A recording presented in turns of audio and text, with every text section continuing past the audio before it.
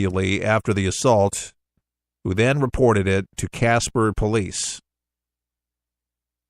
It is unknown whether the attack happened in a private or public bathroom. We don't know that. But after the attack, the girl told the police it hurt inside, according to the Casper Star-Tribune. And folks,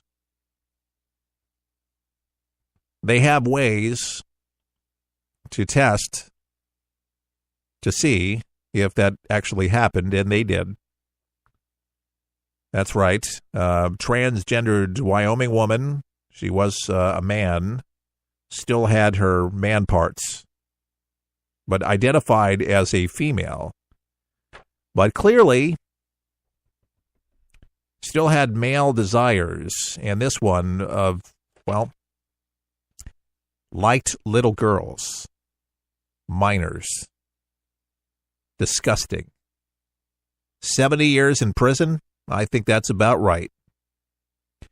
And by the way, when police initially questioned Martinez about the assault, Martinez became noticeably hostile and defensive and said the girl was talking crap before denying being a child molester. Remember, medical examiners, they did the inspection. The girl wasn't lying. Martinez also called the accusations a publicity stunt, according to the Tribune. Martinez pleaded not guilty on both counts, by the way. So here we go, folks. There are many, many deviants in our country that would love to use this opportunity to be able to identify as another sex and have their way with a little girl. I'm really a woman. I'm not going to hurt you. We can use the same bathroom together. You can trust me. I still have a penis, but I'm really a woman. You can trust me. Now, I'm not saying that all transgendered people have the same motives. I'm not saying that. It just opens up Pandora's box. And people don't need more opportunities to be able to do it. It's one of these reminders, at least for me, that you got to really keep and watch on your kids. And apparently, family friend. You can trust me. Well, you know, it's usually when most of these things happen anyways, by the way. It usually happens from a family member or friend of the family, and nobody would assume it. And then if you say something, well, I know your family, and I'm going to embarrass you, and I know something about you, and I'm going to tell all your friends, and et cetera, et cetera. But this little girl was courageous. She went right to her parents, right to them. And they turned this transgendered woman into the authorities immediately. She got arrested immediately. What do you think that's going to do to the little girl? This woman, this transgendered dude looks like a lady, had sex with her at 10 years old, had his way with her. He had his way. I'm a parent. Wow. I'm a grandparent, too. Wow. I can't tell you how angry I would be. What I would be feeling that way. I just, wow. That would be difficult not to take the law into your own hands. That would be one that I would be looking for my rifle. I am sorry, but man, when you disrespect kids, the most vulnerable in our society, dear God, have mercy. Have mercy. Have mercy on their souls. So when I got all fueled up, by the way, last year and some of this year about the bathroom laws in North Carolina and across this country, this is why, folks. This is why. And I don't care if it was public. I don't care if it was private. It doesn't matter. it shows you that people can get in disguise. And to me, if you're going to be what you say you want to be, get the change, get the junk cut off. Make the transition. You want to be a woman? Be a woman. If that's what you think you need to do and you want to do, well, don't dress like a woman unless you have a vajayjay.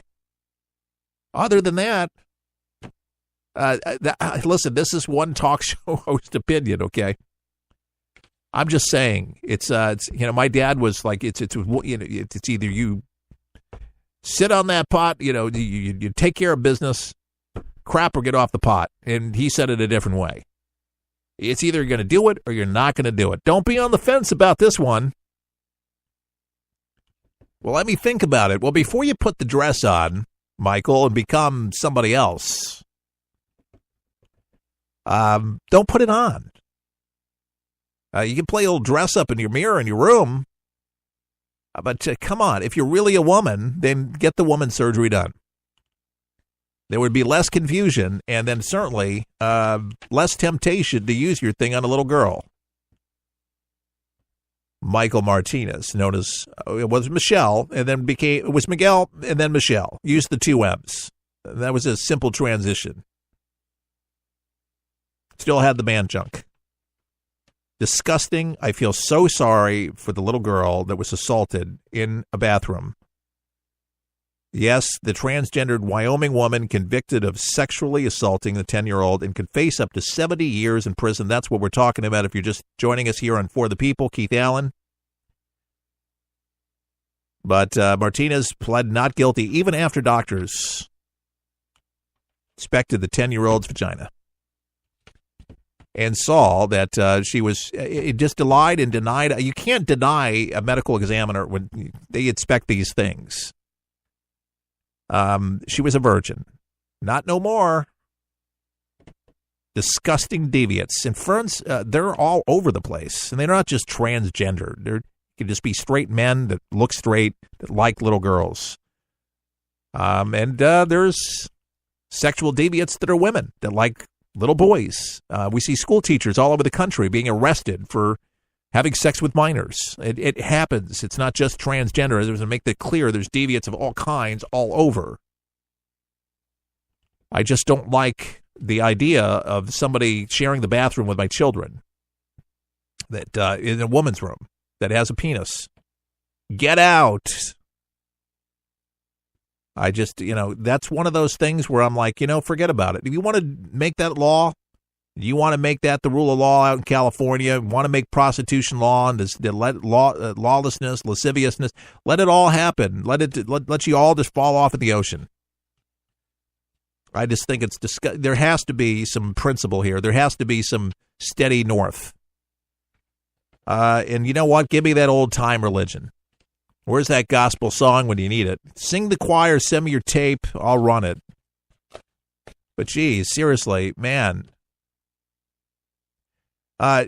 Texas has always been pretty rich in oil, wouldn't you say?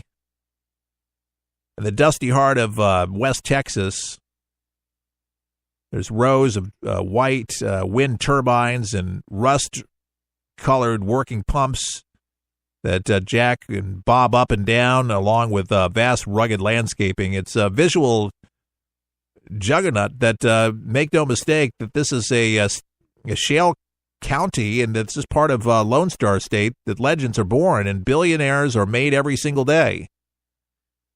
Take Texas native Cody Campbell, John Sellers, for example. They met in 7th grade, played football together at Canton High School, and ended up at Texas Tech University. Cody Campbell had a brief stint with the NFL Indianapolis Colts before starting a career in the oil business. Campbell went on to the NFL playing as an offensive guard with the Indianapolis Colts, while Sellers made money in real estate. In 2009, the two friends started Double Eagle Energy Holding, where they signed a lucrative land deal on the hoods of their pickups and lived lease to lease. And it was so crazy, they said, very Very humble starting point for us, Sellers said. We were the lowest form of the oil guys. It's a great story. It was crazy. It was a very humbling starting point for us. But 6 years later, a one-time classmate had built their modest company into a multi-billion-dollar behemoth in 2017 and sold for $71,000. Sold 71,000 acres of Permian Basin rights for, check this out, $2.8 billion. And this deal secured both of their spots on the richest Texans under 40 list. Pretty neat. It's an American oil legend story here of Mark Papa helped start the U.S. Shale boom in the 1990s, and in the course of the decade, $1 investment with him grew to $1,800.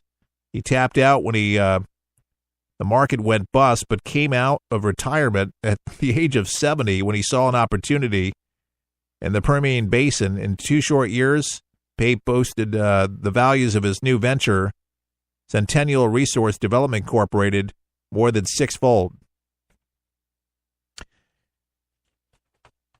It's a great story,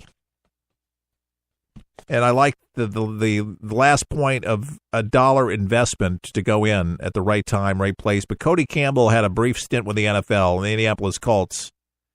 A lot of these NFL players go on to do other things, and these two players that I had just talked about had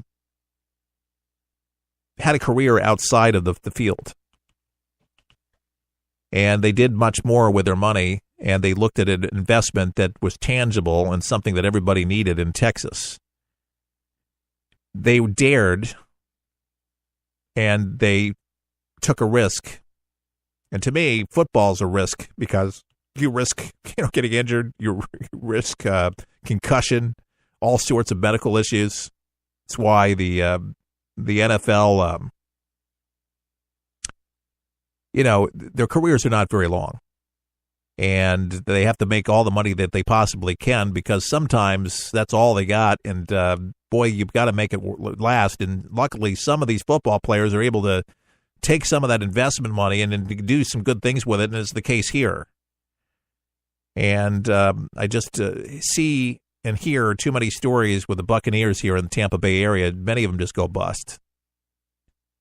Some of them just get back in, they get into crime. They end up, with ventures where they're selling stuff they shouldn't sell and just a bunch of craziness. But some of them start foundations, and some of them do some good things in the community to give back, and that's a good thing.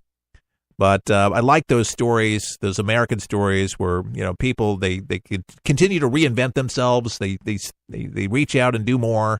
They don't settle, and they use their life story to share with other people to inspire others to do the same. Rather than just hearing the story, you become the story in a good way, and that's what I want for every one of you.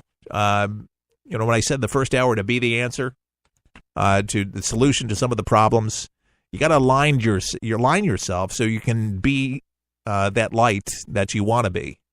And you got to get yourself in that position to do it, but you got to get out of the house to do it. You can't just be sitting there thinking that all that stuff's going to come to you. You got to get out and be that. Be the solution.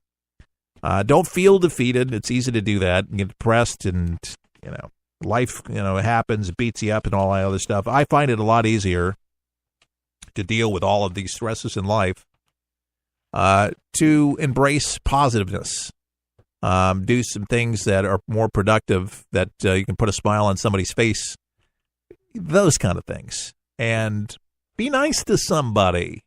Pay it forward for once in a while. You ever in a drive-thru where you ever do this? It's so fun.